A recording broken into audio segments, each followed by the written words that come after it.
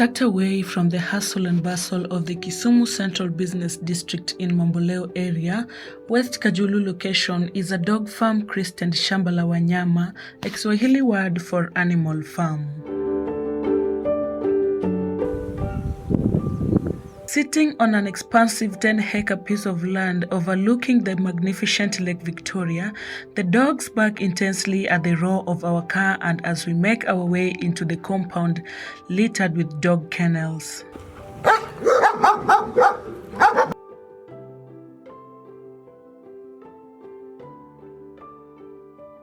After a brief tour of the farm, we sit down with the proprietor Oscar Okoth Oyenga under the scorching heat of the day as he narrates how he ended up in the business of an initial goat farming venture.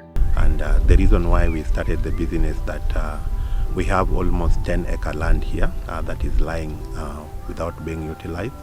So we thought we could do goat farming, and that required security.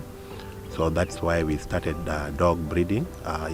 Initially it was supposed to give us security in the farm, but later we learned that the goat business was not doing well. We had a lot of casualties. The goats were giving birth, but they were dying. So again, I went into poultry, but again, it did not work. So I narrowed down to dog breeding now as a commercial venture. So we've been here for the last 3 years. Of course, just like any other business, there are challenges, both ups and downs. But for now, we can say the dog breeding is good for us because of the minimal challenges compared to the poultry and the goat farming that we are doing. Oscar, who keeps 3 dog breeds, namely German Shepherd, Bobel and German Pit, contends that rearing dogs is relatively easier with better returns compared to goats and chicken, as long as you keep hygiene and feed them well. Yeah, so when we had the dogs as security, of course we had the males and female ones, so we could get puppies, and we were selling the puppies at a good price of 20,000. So within a period of 3 months, once the dogs give birth, after a period of 3 months, we could sell the puppies at 20,000. And we compared this with the goat breeding, because for the goat you have to wait for almost 8 months before you sell the goats at around 6, 7, 8,000. Same to poultry. So we realized that there is more into the dog than the goat and even the poultry, because if you sell one puppy at 20,000, then that is equivalent to selling 3 goats, or equivalent to selling around 10, probably 10 to 20 chicken at a price of 800 shillings, the market price by then. So I realized that the dogs were giving much, and I could now redirect all the resources to the dogs, and I was able also to get other breeds from Nairobi so that I could expand. So for now in the dogs we have 3 breeds. We are doing German Shepherds, we are doing Bobels and German Spitz.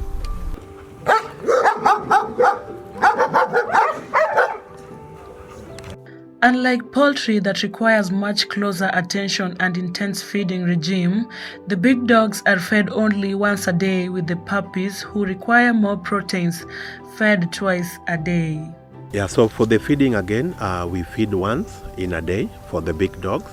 For the puppies, they feed twice, in the morning and in the evening.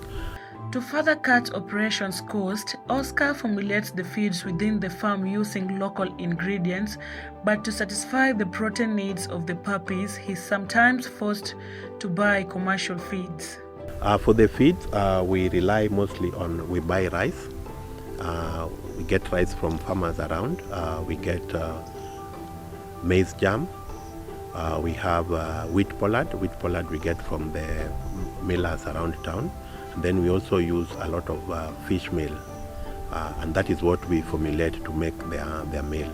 So, but again, for the puppies, because of the high protein diet, we sometimes buy the commercial feeds in the supermarkets just to boost the puppies, because puppies require high protein diet. But the big dogs, purely we formulate the meal here, and that is what we feed them on. Yeah, so here is where we prepare the feeding. So we have this small milling machine because sometimes we have to mill rice. and the fish. So this is the fish that we use. So this is a bambo. We get them dry. We dry them and we mill them through the machine for the protein content. Then we get rice jam. We buy rice jam, and then we are able to mix and formulate. So the final, and we keep them in these containers. And this is how the final products look like. You can see the scales of the fish. So we have rice, we have rice jam, we have wheat pollard, and the fish for protein. So that's what we feed the dogs on. Yes. So like with these ones, we've just bought. These are raw, ready for mixing up. So some of these we buy from other suppliers in town. So this is a fish meal.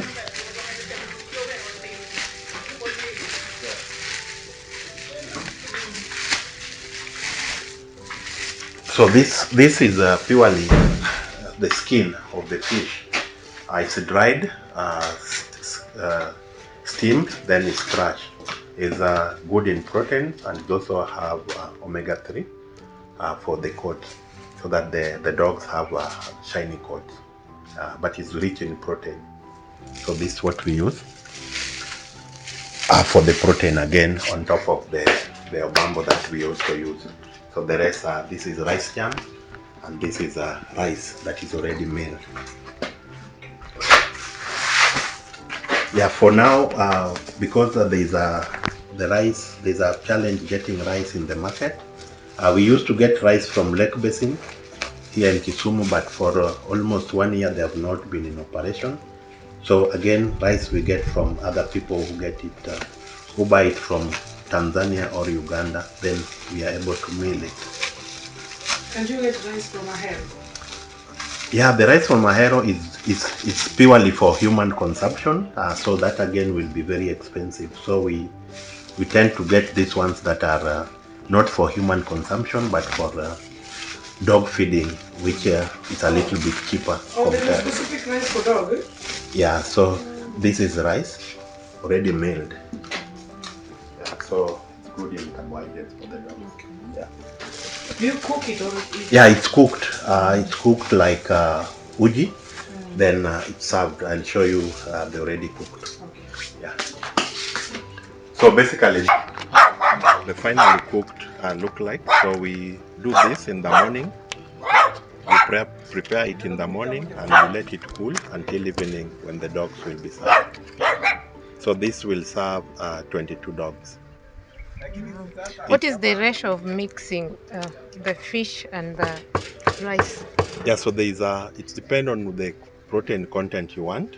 If you want 24%, if you want 30%, then there's a ratio we use for rice, for the carbohydrates versus the protein. So it depends on the content you want to have. But most of our content is around 20% protein content. Yes, but we can always increase it if you want to increase and have a higher protein content. So is there there's a formula that we have. So based on what you want, we use the formula. We'll tell you the kgs of carbohydrates you need to put versus the kg of the protein. Yeah. So does that depend? A dog at some point needs high protein, and at some point in life it needs high carbohydrates. No, again, if sourcing for this protein content also depend on the market.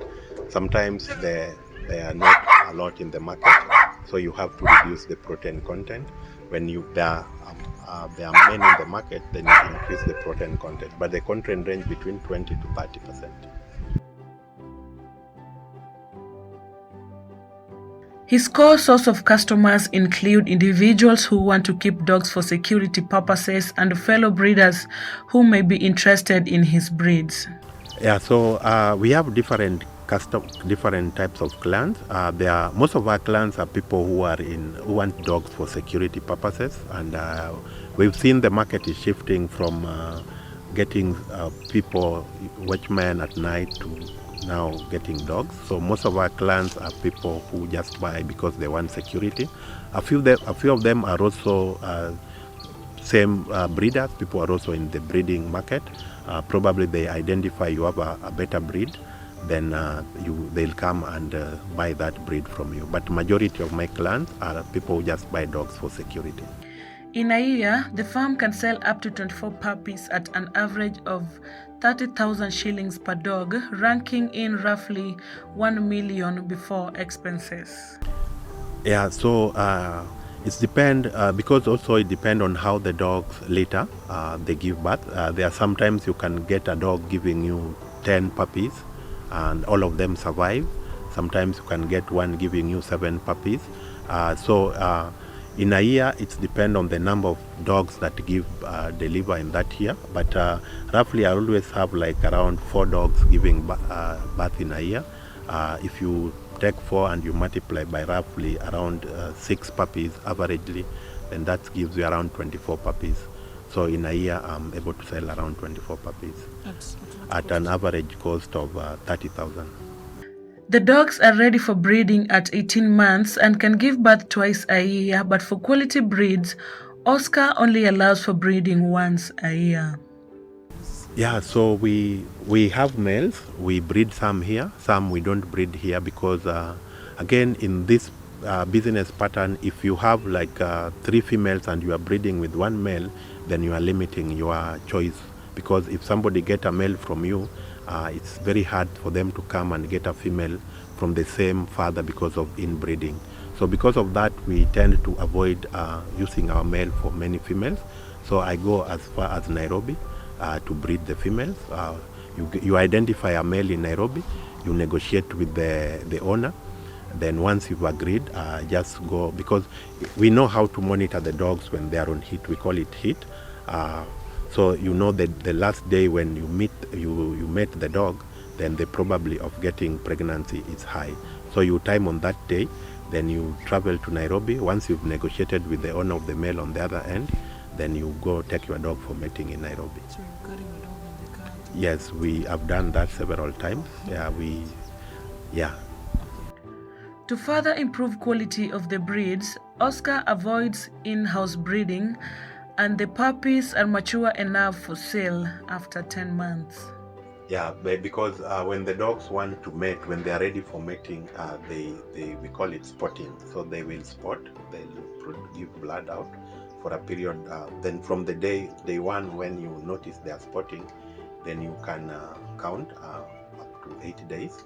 Then on day 10, then the dog, if mate, then will get pregnant. So at that time, if you don't want to mate the dog, then you separate the dog from other males, or you can lock the dog for a period of another 2 weeks. Then that mating heat will have passed. Then now the dog cannot mate. Basically, a dog gives birth twice in a year, after every 6 months. So we skip. So we only let the dog give birth on a yearly basis, so that they have enough time to rest. And if you do that, then you get the litter, the puppies they produce is higher compared if you breed after every 6 months. So for us, we breed once in a year. Despite being a man's best friend, dog bites can be fatal, especially if a dog is rabid. This is a danger Oscar and his helper, who handles the dogs on a daily basis, is alive to and has taken steps to mitigate. Yeah, of course, one of the security risks is that the dogs need to be vaccinated against rabies, because rabies is one of the killer disease. If a dog bites you and was not vaccinated against the rabies, then your chances, if that dog gets rabid, then your chances of dying is like 99%. So that is one of the fear. And for me and even the boys working in the farm, we have to get vaccinated against rabies, so that in case of any one of our dog is rabid, then we are safe. Again, you have to vaccinate the dogs against rabies when they are at 4 months, then on a yearly. So there's a schedule again that we use to ensure that the dogs are vaccinated against rabies. The 22 dogs are also kept in the kennels most of the time, with only 3 being allowed out to man the compound at night. For the security threat to the community, yes, because again, we fence the place, but it's a live fence. So sometimes even at night, the dogs can get out of the compound, and if there was a person passing around the area, then they can bite. So we minimize that by ensuring that we seal all the loopholes within the compound so that the dogs cannot get out. Again, like now we have around 22 dogs, and we don't open all of them, so we open in bits, at least 3 dogs only for the night security, so that they cannot go out, but they guard the compound. But again, as dogs also operate, if you get into their territory, then they are most likely to harm you. So again, that's why we fence the place and always warn people that so that they don't come into the place unauthorized person. Sophie Sao for Lolwe TV.